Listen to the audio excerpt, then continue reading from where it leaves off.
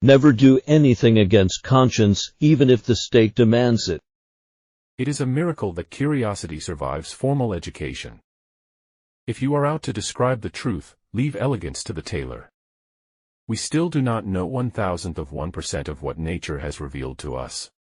Our task must be to free ourselves by widening our circle of compassion to embrace all living creatures and the whole of nature and its beauty.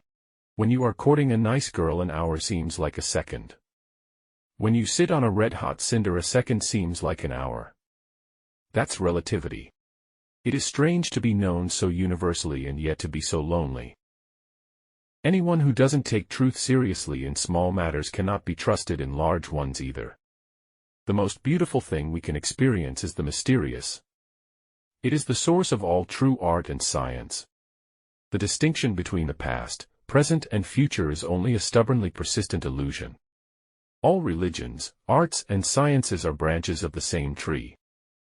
To raise new questions, new possibilities, to regard old problems from a new angle, requires creative imagination and marks real advance in science.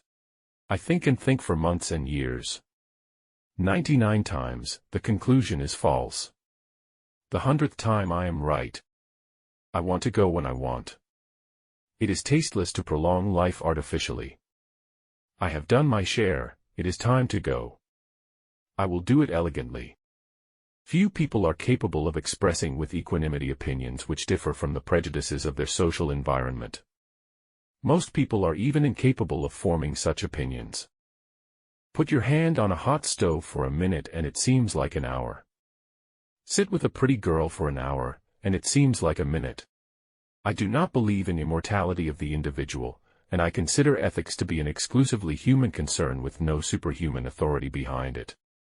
He who joyfully marches to music in rank and file has already earned my contempt. He has been given a large brain by mistake, since for him the spinal cord would suffice. A man should look for what is, and not for what he thinks should be. Any man who reads too much and uses his own brain too little falls into lazy habits of thinking.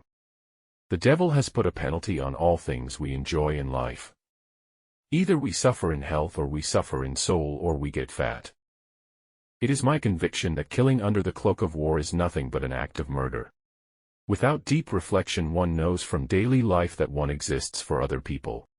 Reading, after a certain age, diverts the mind too much from its creative pursuits.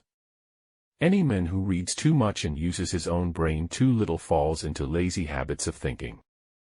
In matters of truth and justice, there is no difference between large and small problems, for issues concerning the treatment of people are all the same.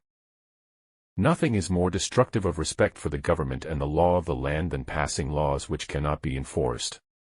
Few are those who see with their own eyes and feel with their own hearts. People love chopping wood. In this activity one immediately sees results. It gives me great pleasure indeed to see the stubbornness of an incorrigible nonconformist warmly acclaimed. I believe that a simple and unassuming manner of life is best for everyone, best both for the body and the mind. Knowledge of what is does not open the door directly to what should be.